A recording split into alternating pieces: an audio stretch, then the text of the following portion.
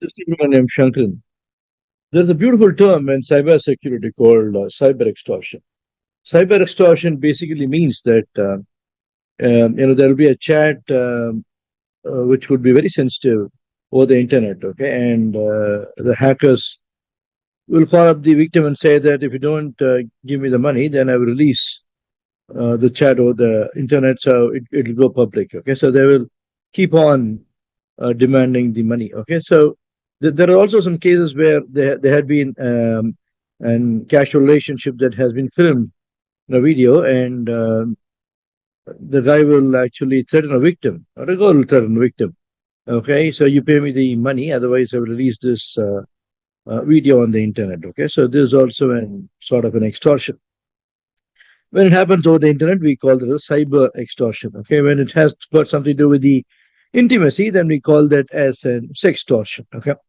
Um, Last week, there had been a case where the hacker called out the mother of a girl and threatened her, saying that we have got the obscene images of your daughter, and if you don't pay us a ransom, I will release this picture over the internet. Okay, in spite of the son, okay, saying that don't trust them, but the mother asked the daughter, "Have you did you face any problem?" Okay, the daughter got scared. Okay, and she eventually committed suicide. Okay, number one, if given stable mindset to your kids, okay, so ask them not to resort to any of the suicide attempt if the hackers are involved in the cyber extortion. Teach them what this extortion is and cyber extortion is, so that they don't fall a prey, okay, and commit suicide or give them the money. Okay, so let them not do it. In fact, on an note, there had a lot of cases recently with related to the extortion. The one that I discussed with you recently, okay, made the headlines last week. Now, coming on to the cyber news, the Autobill, one of the largest car wash networks in US, has faced an data breach. 52,000 customer records has been disclosed or exposed to the hackers. Okay, so we have got a lot of laws. NIST cyber security framework is ruling the US market in a great way, but having the standard is one, and implementing the standard is another one. Maintaining the standard is another one. Okay, we need to have standard. We should implement the standard, and follow the standard. Implementation comes with your project management, and maintenance comes with your service management. Okay. Now, Government of India, or the Department of Telecommunication, headed by Jyotir Aditya Scindia in India, has implemented an international incoming spoof call prevention system. In fact, the day of the launch, it said that more than 1.2 million spoof calls have been thwarted from reaching the victims. Okay, so it's a good initiative by Government of India. Arjun Sethi, okay, so the victim who actually invested on the WhatsApp group for the investment, okay, has been the WhatsApp group name is called Vanguard Group 249. Okay, he has lost 42 lakhs of money. Now, there have been a lot of videos which I have been posted, like shorts, when I have warned the people not to get lured by the immediate or the huge lump sum return and start investing on illegitimate arenas, okay, like the WhatsApp groups, etc. Similarly, there's another case where a lady who is 73 years old, a Vilaypalli resident in Mumbai, has been duped by a guy called Omkar Manoj Mane from Pune, 24 years, young guy, and 1.13 crores of Indian rupee, okay, has been stolen from her on the pretext of investment of the huge return. Okay, it looks like there is never-ending story of the huge investment, and then people are investing, getting duped by the huge returns, or somebody calling as a pretext of a DHL parcel of the drugs, and somebody's Aadhaar card is used, and somebody's impersonating as a cybercrime police officer and speaking to them, okay, asking them to pay the money. Okay, so in fact, we listen to this news almost every week. Looks like there is no end to the investment scam and the DHL courier scam.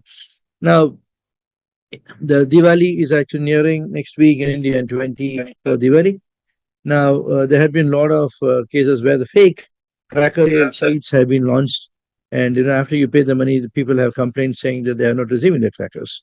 Okay, sometimes it's better to go to the shop directly and buy the crackers, Okay, and it requires hardly an 5 or 10 minutes walk from your house or drive from your house. Okay, it's worth. Okay, somebody losing the money for buying the online cracker is something which I would feel the craziest thing that can actually happen.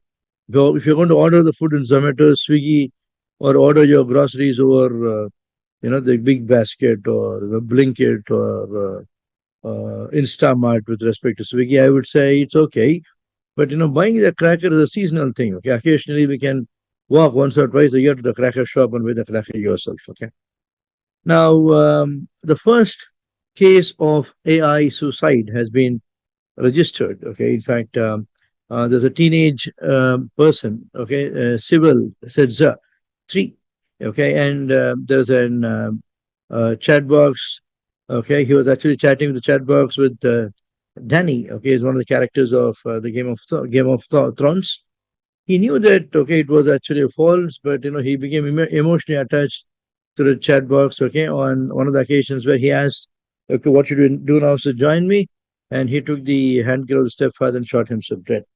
So there has been a case that is registered against this AI company. Now we need to teach the kids, okay, what this AI is all about, because this is something which has happened now. But I'm more worried about the deep fake technology. Okay, that could be, and we are speaking about the sextortion, and combining the sextortion with deep fake technology would be the worst thing that you can actually imagine. Okay, so they can generate an image of anybody. Okay, so involved. Okay, with the obscene characters, and then they can circulate it on the internet. Okay, and which is going to push the actual person in committing a suicide. So that's the main worry for me. But as of now, we don't foresee. Okay, we don't see any of those incidents, but I foresee something happening. Something would happen in the near future because of this artificial intelligence, if not controlled immediately. Okay, and there are a lot of countries which are bringing in a law to control the artificial intelligence, but yeah, so the maturity is something that we expect to grow. So have a control on the AI related cyber security incidents. So stay subscribed, keep vigilant,